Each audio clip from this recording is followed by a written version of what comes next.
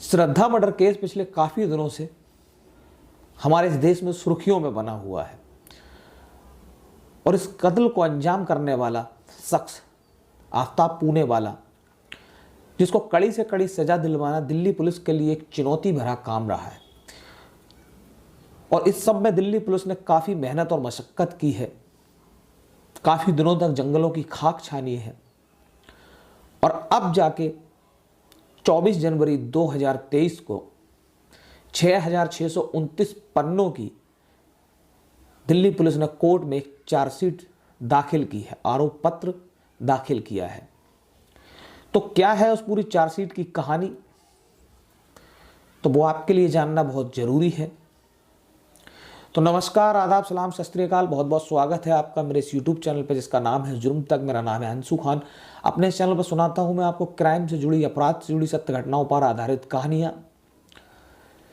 पूरे 75 दिन के बाद दिल्ली पुलिस ने 6,629 पन्नों की एक चार्जशीट कोर्ट में दाखिल की है। 24 जनवरी 2023 आफ्ताब पूनावाला, जो कि तिहाड़ जेल में बंद है, तो उसका कोर्ट में जाना मुश्किल था क्योंकि उस पर काफ़ी बार हमले भी हो चुके हैं, धमकियां भी मिली हैं। तो एक वीडियो कॉन्फ्रेंसिंग के जरिए आफ्ताब अदालत में हाजिर था। वहीं जो चार्जशीट जो अदालत में दाखिल की गई है, आफ्ताब पूनावाला ने पूछा क्या ये चार्जशीट मुझे मिल सकती है, जो कि उसका एक लीगल राइट है, जो कि उसको मिलेगी। साथ ही उसने एक ऐसा मोड़ दिया है इस कहानी में ऐन वक्त पर कि चार्जशीट जिस दिन दाखिल होती है उसी दिन आफ्ताब पूनेवाला कहता है कि मुझे अपना वकील बदलना है और ये चार्जशीट मेरे वकील को मत दीजिएगा। अब इसके पीछे क्या सस्पेंस है और क्या कहानी है, ये तो आने वाला वक्त ही बताएगा। फिलहाल में जो 6,629 पन्नों की जो चार्जशीट है, उसके अंदर जो कहानी है, वो कहानी तो काफ़ी लंबी होगी, इतना वक्त नहीं होगा आपको सुनाने के लिए, लेकिन उसमें जो ज़रूरी चीज़ें हैं, कुछ इंपॉर्टेंट बातें हैं, वो जानना आपके लिए ज़रूरी है और वही आपको मैं समझाने की कोशिश कर रहा हूँ।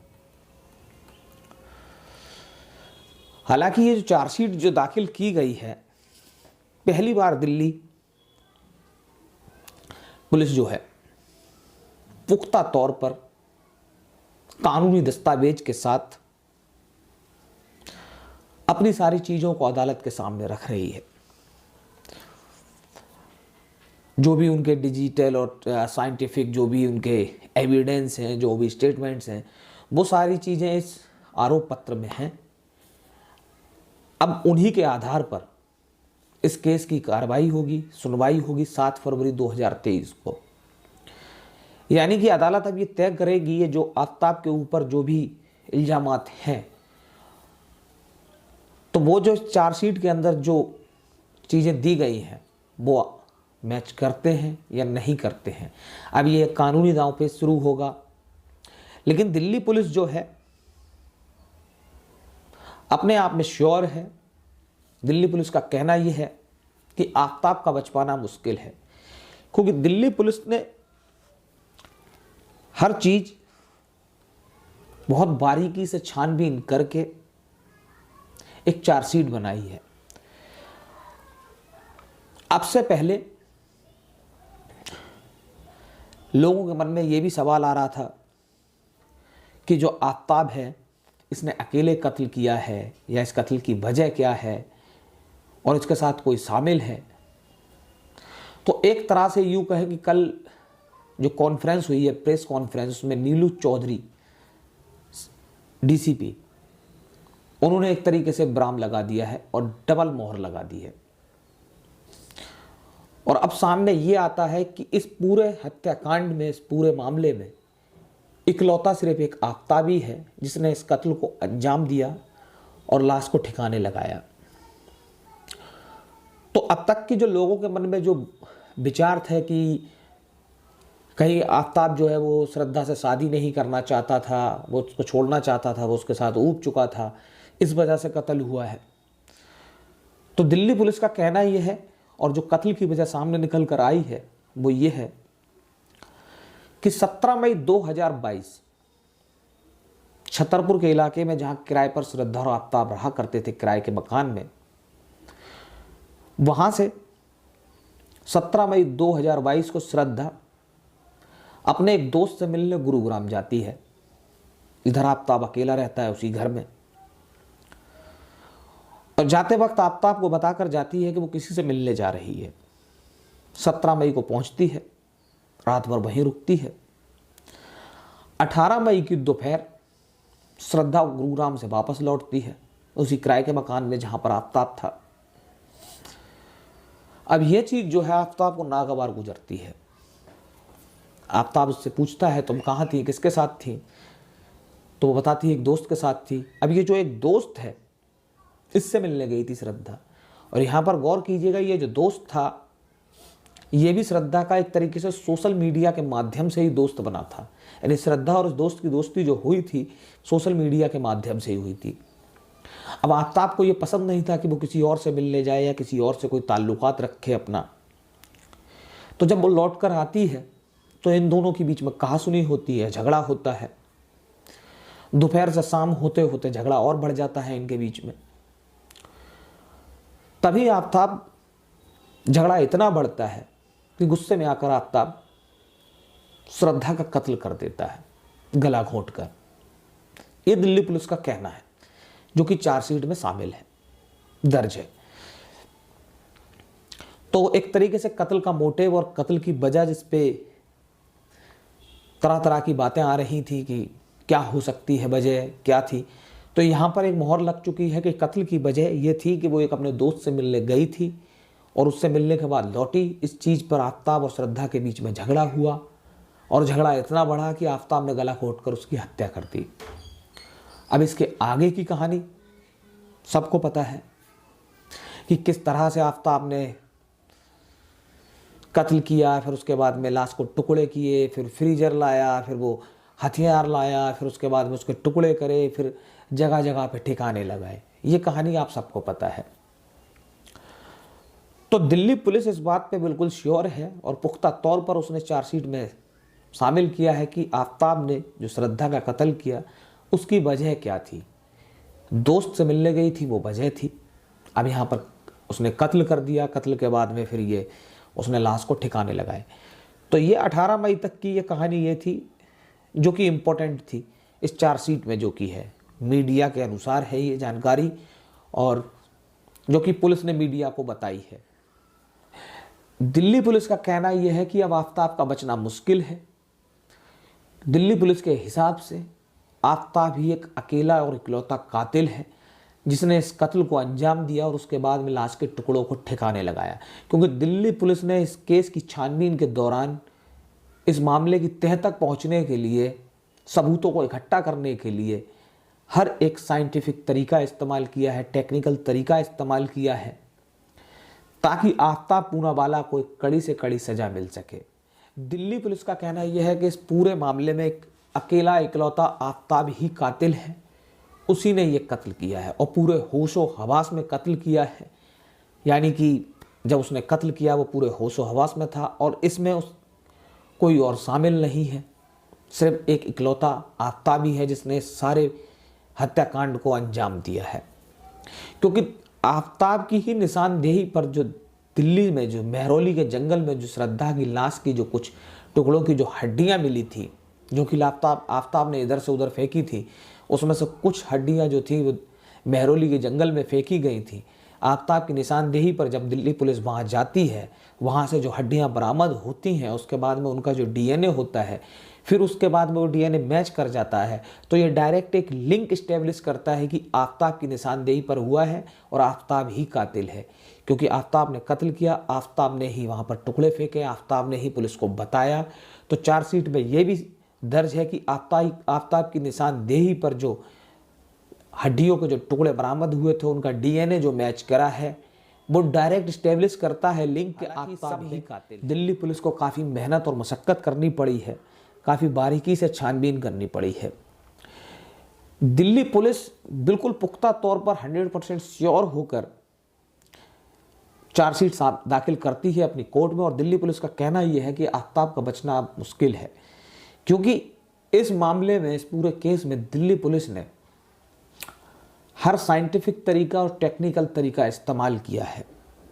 साइंटिफिक तरीके में अगर देखा जाए तो आफ्ताब के blood samples, bone samples, DNA test, polygraphy test, narco test, एक लेयर्ड वॉइस टेस्ट होता है वो, उसके बाद में एक वॉइस स्टेटोग्राफ होता है वो, क्योंकि ये फ़ोन पर बातचीत हुई है तो कुछ आवाज़ वगैरह के भी कुछ सैंपल वगैरह हैं, वो सारी चीज़ें। तो ये जो साइंटिफिक जो इनके जो तरीके थे या जो टेस्ट हुए थे, ये सब मैच करते हैं उस पूरी कहानी से। अब अदालत को उस चार्जशीट में यही सब चीज़ें मैच करनी है कि ये जो इसके ऊपर जो इल्ज़ाम लगे हैं, जो कहानी है चार्जशीट के अंदर, वो आपस में मैच होती है या नहीं होती है। उसके बाद में अगर देखा जाए तो डिजिटल एविडेंस, जिसमें मोबाइल, दोनों के मोबाइल फ़ोन्स, दोनों के लैपटॉप, उसके बाद में दोनों के सोशल मीडिया अकाउंट्स और डेटिंग ऐप जिस पर इनकी मौजूदगी, साथ ही जीपीएस ट्रैकिंग सिस्टम, उसको भी दिल्ली पुलिस ने अपने एविडेंस के तौर पर काफ़ी बारीकी से खंगाला है, छानबीन की है। यानी कि जीपीएस ट्रैकिंग सिस्टम, ये कब लोकेशन इनकी कहाँ थी, क्या था, तो ये सारे जो तरीके हैं इनके दिल्ली पुलिस ने पूरे इस्तेमाल किए हैं, और इन सारी चीज़ों के आधार पर दिल्ली पुलिस एकदम पुख्ता है, श्योर है।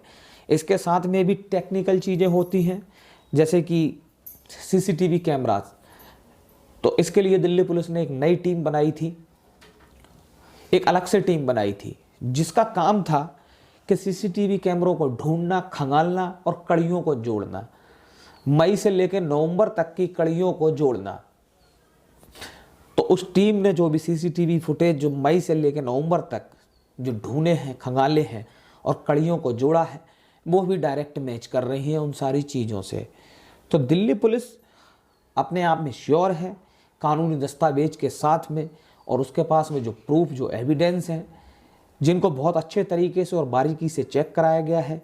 इसके बाद दिल्ली पुलिस का कहना यह है कि जो भी एविडेंस जो भी थे साइंटिफिक, जो उनको हैदराबाद की एक लैब में लेबोरेटरी से वहाँ से भी श्योर होने के लिए उनकी भी रिपोर्ट्स आई है। तो सारी चीज़ें एकदम पुख्ता तौर पर दिल्ली पुलिस के पास हैं और दिल्ली पुलिस श्योर है। साथ ही दिल्ली पुलिस ने 9 टीम बनाई थी, जिसमें एक एसआईटी की भी टीम थी। इन टीमों का काम जो था दिल्ली, हरियाणा, हिमाचल, महाराष्ट्र और उत्तराखंड में जाकर उन कड़ियों को जोड़ना, उन सारी चीज़ों को जोड़ना। एक नई चीज़ और सामने आई है इस चार्जशीट में कि आफ्ताब ने जो श्रद्धा की जो चीज़ें थीं उनको ठिकाने महाराष्ट्र में लगाया था। उसके बाद एक चीज़ और सामने आई, जो चार्जशीट है इसके अंदर 150 लोगों का स्टेटमेंट यानी कि बयान दर्ज है, जिसमें कि श्रद्धा और आफ्ताब छतरपुर में जहाँ किराए पर रहते थे, जो भी वहाँ के किराएदार, कुछ वहाँ के मकान मालिक, आसपास के दुकान वाले, श्रद्धा और आफ्ताब की फैमिली मेम्बर, श्रद्धा का वो दोस्त जिससे गुरुग्राम मिलने गई थी वो, और उसके बाद मुंबई में श्रद्धा के दोस्त, तो कुल मिला के जितने भी सारे स्टेटमेंट हैं वो 150 लोगों के स्टेटमेंट इस चार्जशीट में दर्ज हैं। अब यहाँ पर केस में जो अभी तक जो केस, जो सेक्शन जो आफ्ताब पर लगे हैं, 302 और 201 का सेक्शन आफ्ताब पे लगा हुआ है। अब इसी के आधार पर आगे सुनवाई होगी, और जो आफ्ताब की जो वकील बदलने की जो बात है, तो आज तक के जो क्राइम रिपोर्टर हैं शम्स ताहिर खान सर, उनकी जो बात हुई थी आफ्ताब के वकील से, तो वकील का कहना यह है कि आफ्ताब को अटेंशन चाहिए होती है। इट मीन्स कि हर 10 से 15 दिन के बीच उससे कोई मिलने जाए, बातचीत करे, तो ये शायद उनसे नहीं हुआ, क्योंकि लास्ट आखिरी बार भी अगर वो उससे मिले थे तो तकरीबन 25 दिन पहले मिले थे। तो शायद वो इस बात से नाराज़ था या कोई और वजह है, वो वकील क्यों बदलना चाहता है। हालांकि इस कहानी में एक ये नया मोड़ है, और इस मोड़ का खुलासा 7 तारीख को ही होगा, जब इस केस की सुनवाई होगी 7 फरवरी 2023 को। फिलहाल में आफ्ताब तिहाड़ जेल में है। जो कहानी मैंने आपको जो बताई है, जो चार्जशीट की जो मैंने आपको जानकारी दी है, वो यही है कि दिल्ली पुलिस अपने आप में श्योर है, और दिल्ली पुलिस ने कानूनी दस्तावेज अदालत में दाखिल कर दिए हैं। आफ्ताब ने भी उनका जो चार्जशीट है उसकी मांग की है, जो कि उसको मिलेगी, क्योंकि ये उसका एक लीगल राइट्स है और आफ्ताब अपना वकील बदलना चाहता है। तो इस पूरे केस में दिल्ली पुलिस ने काफ़ी मेहनत मशक्क़त की है। ना जाने कितने दिनों तक जंगलों की खाक चाहनी है। हिमाचल हो गया, महाराष्ट्र, हरियाणा, दिल्ली, इन सब जगहों पर पुलिस गई। उसके बाद में छानबीन की, महरौली के जंगल से हड्डियाँ बरामद की थी। वही तो उसने टुकड़े तो काफ़ी जगह फेंके थे, लेकिन कुछ हड्डियाँ जो महरौली के जंगल से जो मिली थी, वो जाकर उनका जब डीएनए होता है तो वो श्रद्धा के फादर के डीएनए से मैच कर जाता है। तो एक ये पुलिस के पास में एक पुख्ता सबूत है आफ्ताब को कातिल ठहराने के लिए। और इस पूरे मामले में आफ्ताब ही एक इकलौता कातिल है। उसी ने कत्ल किया, कत्ल को अंजाम दिया, उसके बाद में लाश के टुकड़े किए, लाश को ठिकाने लगाया। इस पूरे कहानी में, इस पूरे केस में सिर्फ एक इकलौता आफ्ताब ही है जो कि कातिल है, उसके साथ में कोई शामिल नहीं था। ये दिल्ली पुलिस का कहना है, जो कि मीडिया के पास में खबरें हैं, मीडिया के अनुसार मैं आपको बता रहा हूँ।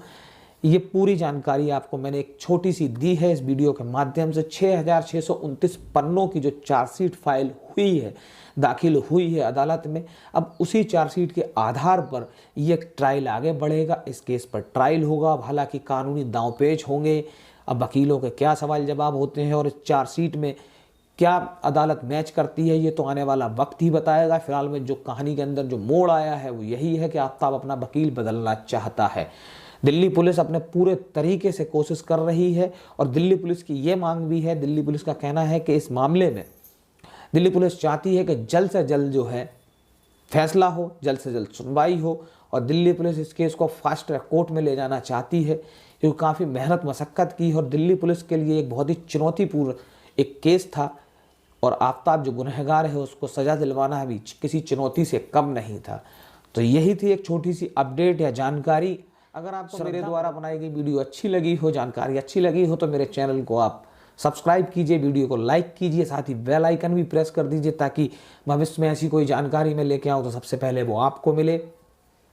फिलहाल मेरे चैनल की शुरुआत है। अपने इस चैनल पे मैं सोच रहा हूँ कि जल्द से जल्द कुछ सब्सक्राइबर हो जाएं तो और अच्छी से अच्छी कहानियाँ और अच्छी से अच्छी जानकारी लेके आऊँ। फिलहाल में जितने भी मेरे सब्सक्राइबर हैं उन सब के लिए यही कहूँगा कि आप मेरे चैनल से बने रहिए, जुड़े रहिए और वीडियो देखते रहिए। अगर आप मेरे वीडियो में आपको कोई गलती लगती है, मुझ में कोई कमी लगती है, तो कमेंट करके मुझे ज़रूर सुझाव दीजिए। अगर आप कोई कहानी या कोई जानकारी सुनना चाहते हैं मेरे ज़रिए मुझसे, तो आप मुझे कमेंट करके बताइए। मैं पूरी कोशिश करूंगा आपकी फरमाइश को पूरा करने के लिए। मिलता हूं आपको फिर किसी अगली नई जुर्म की दास्तान के साथ। तब तक के लिए धन्यवाद।